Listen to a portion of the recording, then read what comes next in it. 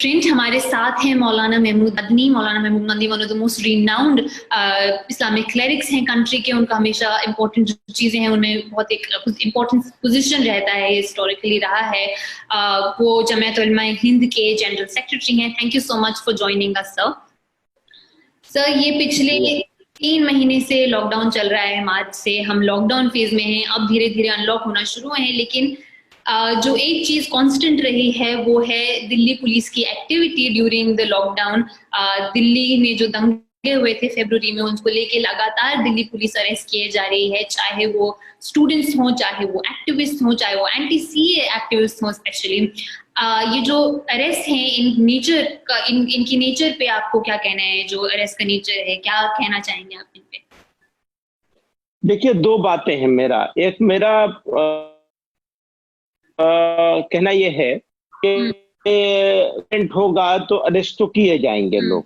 कोई भी इंसिडेंट हो, वायलेंस हो, कोई हंगामा हो, तो नेचुरल है लोग अरेस्ट किए जाएं। लेकिन सवाल है इसके ऊपर, और सवाल है केस को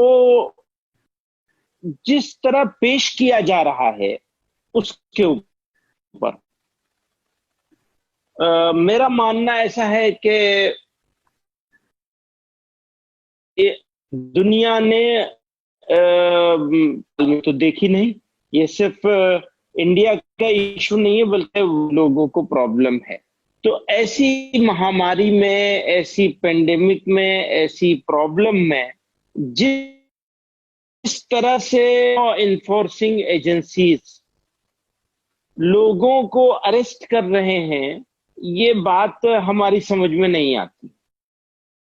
हम इसको अमानवीय समझते हैं और एक तरह से गैर जिम्मेदाराना रवैया, या ये कहें कि एक खास तबके को निशाना बनाना ऐसा होता है। ऐसा फीलिंग है लोगों की कि एक खास कम्युनिटी को निशाना बनाया जा रहा है इस एक्शन के जरिए से भी। तो ये बिल्कुल, इसको बिल्कुल गलत समझते हैं हम कि इस तरह नहीं किया जाना चाहिए था किसी भी कीमत। ये जो अरेस्ट हुए हैं, आप देखें तो जो भी चार्जशीट में जो नाम आए हैं, चाहे वो स्टूडेंट्स के हों, चाहे वो खालिद सैफी, ताहिर हुसैन, किसी के भी हों, उनमें बार बार ये आया जा रहा है कि ये डीप रूटेड कॉन्स्पिरेसी थी। इसको एक कॉन्स्पिरेसी की तरह से प्रेजेंट किया जा रहा है। और उसी के ओवरवेलमिंग जो अरेस्ट हुए हैं वो सारे एंटी सीए एक्टिविस्ट के हुए हैं, जिन्होंने सिटीजनशिप अमेंडमेंट एक्ट के खिलाफ बोला था दिसंबर और जनवरी में। उसी को अगर आप जक्सटापोज करें, कई लोग सवाल पूछ रहे हैं कि बीजेपी लीडर्स की स्पीच थी, कपिल मिश्रा की स्पीच थी, चाहे वो अनुराग ठाकुर की स्पीच थी, उन दोनों में से किसी को भी जो इन्फ्लेमेटरी स्पीचेस थी उनमें से उनका नाम भी नहीं आया है। इस पे आप क्या बोलेंगे? हाँ, यही तो, इसी वजह से लोगों का ये एहसास है, और वो एहसास मेरा भी है, मेरी ऑर्गेनाइजेशन भी है, लोगों का भी है। जिस एहसास, जिस फीलिंग मैंने अभी उसको दोबारा मेंशन करता हूं कि वन साइडेड और यकतरफा तौर पर एक खास कम्युनिटी को टारगेट करके मीडिया को भी इसी हिसाब से मसाले दिए जाते हैं कि फलां ऑर्गेनाइजेशन, फलां ग्रुप, फलां लोग इसके लिए जिम्मेदार हैं। तो फिर किसी पार्टी के लीडर्स क्यों नहीं जिम्मेदार? अगर कोई कॉमन आदमी कोई बात बोलता है या नहीं भी बोलता है इससे मुताल्लिक कि हम बदला ले लेंगे, हम ये कर देंगे, हम बर्दाश्त नहीं करेंगे, हम सड़कों पे खून बहेगा, फिर इस तरह की जो लोग बातें करते हैं उनका तो कोई कसूर नहीं। और जो किसी दूसरे मामले में वाजिब तरीके से, गैर वाजिब नहीं, वाजिब तरीके से उसको अपोज करते हैं या प्रोटेस्ट करते हैं, उनको सिर्फ प्रोटेस्ट करने की वजह से जो है एक सियासी बदला लेने की नियत से, या जो भी आप कहें उसको, कम्युनल एंगल भी है उसका, सब सारे तरह के एंगल उसके अंदर पाए जाते हैं। आपने एक्शन लिए हैं और वो एक्शन बिल्कुल जालिमाना है। जी, जालिमाना है। तो मदनी साहब, इस सब में आप क्या कहेंगे दिल्ली सरकार के बारे में? क्योंकि एक जो प्रोमिनेंट नेम बार बार आ रहा है वो ताहिर हुसैन का है, जो एक फॉर्मर आप लीडर रह चुके हैं, उनको सस्पेंड कर दिया गया है। उसके अलावा भी लोग कह रहे हैं कि Arvind Kejriwal is conspicuous by silence. वो क्योंकि इतनी चुप्पी बनाए हुए हैं, चाहे वो राइट्स के दौरान हो, चाहे वो प्रोटेस्ट उससे पहले जो उनके दौरान हो, चाहे अब जो अरेस्ट हो रहे हैं, इस समय आपको क्या लगता है चीफ मिनिस्टर की, दिल्ली गवर्नमेंट की क्या अकाउंटेबिलिटी होनी चाहिए? देखिए, यकीनन वो ये जो ऑब्जेक्शन है कि वो कुछ बोले नहीं, तो उनको बोलना चाहिए था। मैं फिर भी उनके बारे में कुछ ज्यादा नहीं कहूंगा, किसी भी पर्टिकुलर पॉलिटिकल लीडर के बारे में कुछ कहना नहीं चाहूंगा। मैं सिचुएशन पे बोलना चाहूंगा। सिचुएशन ऐसी है कि सब तरफ खामोशी है, और इतने खराब हालात में जब जब दिल्ली रोज बरोज कोविड-19 के केसेस में बढ़ोतरी की तरफ जा रहा है, तो ऐसे में सब लोगों को मिलजुल करके ये लड़ाई लड़नी और लड़वानी चाहिए थी।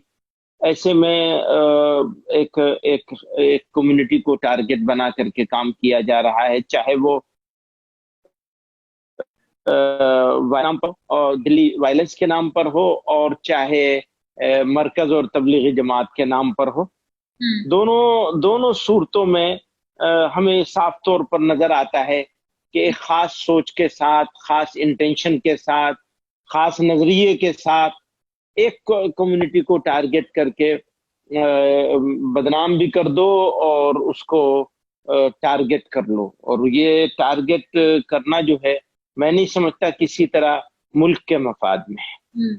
तो आप ये कहेंगे कि ये इस तरह से जो लॉकडाउन में पूरी दुनिया ही एक तरह से झुंझी हुई है, लेकिन India one of the odd Nations होगा जहाँ पे एक पैंडेमिक को भी कम्युनलाइज करने का अटेम्प्ट किया गया है। हाँ, बिल्कुल बिल्कुल। उसमें मीडिया का भी बहुत बड़ा रोल है और गवर्नमेंट का भी इसमें हाथ है।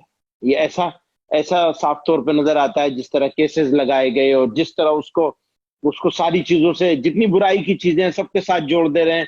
मुझे बहुत हैरत है इसके ऊपर कि अभी तक उनको जो है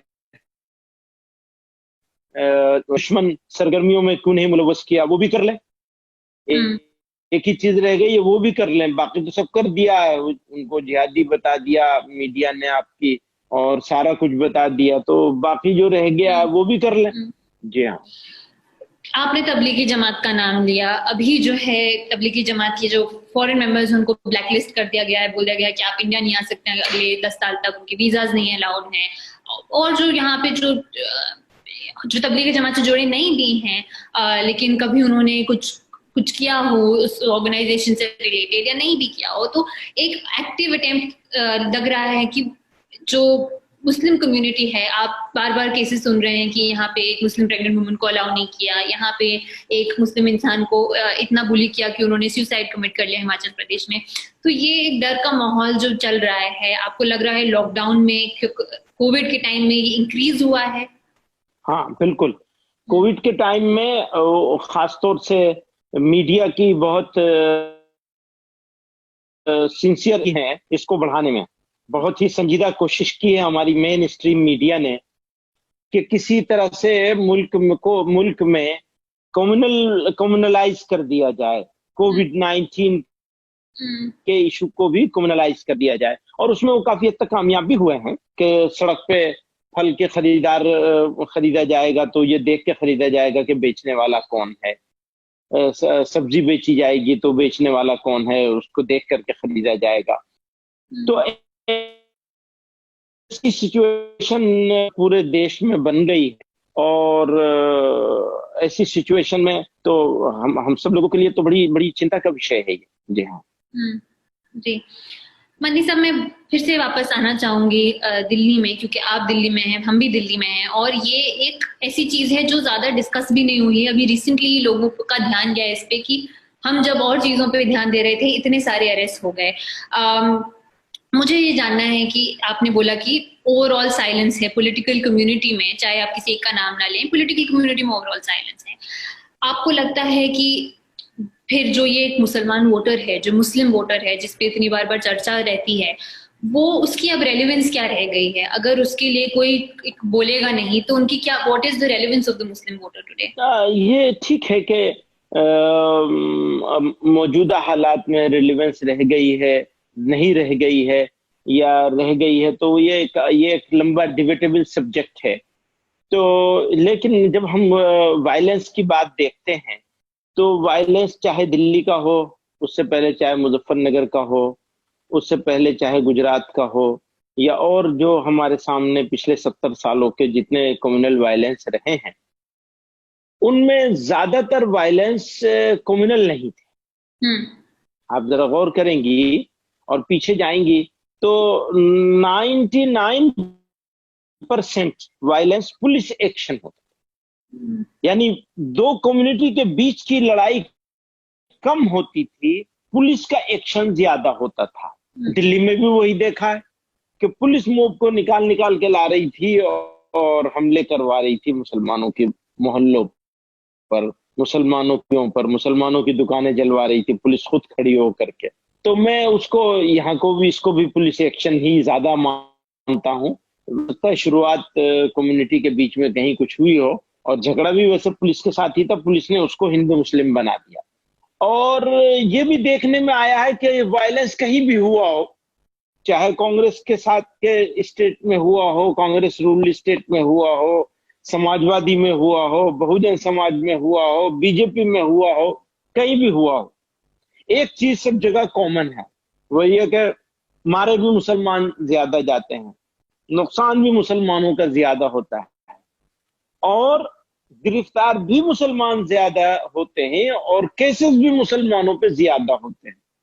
और जो पर पुलिस एक्शन नजर आ रहा है, अब तो उसकी वीडियोस आई हैं, तो किसी के खिलाफ कोई एक्शन नहीं होता, कोई इंक्वायरी नहीं होती, कुछ नहीं होता, तो साफ नजर आता है कि मुसलमान क्या पोजीशन है। मुसलमान, माल, इज्जत और आबरू, ये चार चीजें हैं।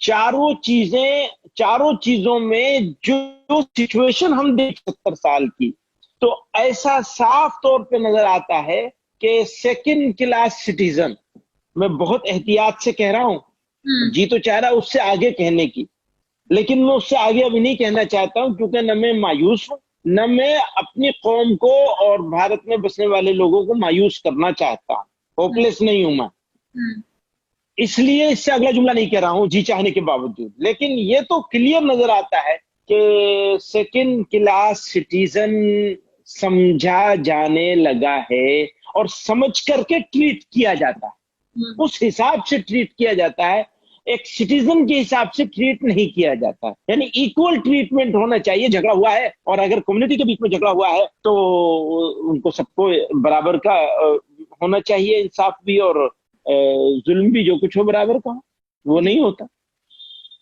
तो ये सिचुएशन है मुसलमान की।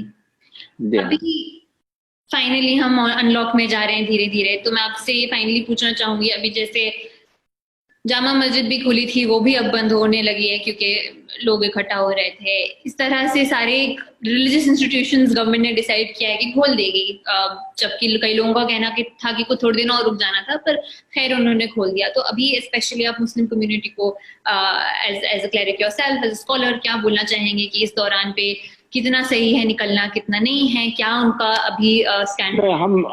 हम सिर्फ मुसलमानों से नहीं, बल्कि सब लोगों से, अपने जितने लोग हैं उनसे यही कहना चाहते हैं कि ज्यादा से ज्यादा एहतियात करनी चाहिए। गवर्नमेंट ने लोगों की भूख और इकोनॉमी, इन सारी चीजों को नजर में रखते हुए अनलॉक करने का प्रोसेस स्टार्ट किया है। हो सकता है महीने भर में और ज्यादा चीजें अनलॉक हो जाएं, जो थोड़ी बहुत लॉक हैं वो भी अनलॉक हो जाएं। लेकिन इसका ये मतलब नहीं है कि हम एहतियात छोड़ दें, बल्कि हमारे लिए जरूरी है कि जितनी एहतियात लॉकडाउन के बीच में कर रहे थे, उससे ज्यादा एहतियात अब करनी है। तो मैं सभी लोगों से ये अपील करूंगा कि ज्यादा से ज्यादा एहतियात करें, और हरगिज बेएहतियाती न करें, और अपने आप को मुश्किल में और मुसीबत में न डालें। एहतियात ही इलाज है इस बीमारी का, और कोई इलाज अभी तक नहीं है। जितना हम और आप एहतियात करेंगे उतना बढ़िया। जी, बहुत बहुत शुक्रिया मनी साहब, बात बहुत करने के लिए। शुक्रिया, Thank you so बहुत much. शुक्रिया।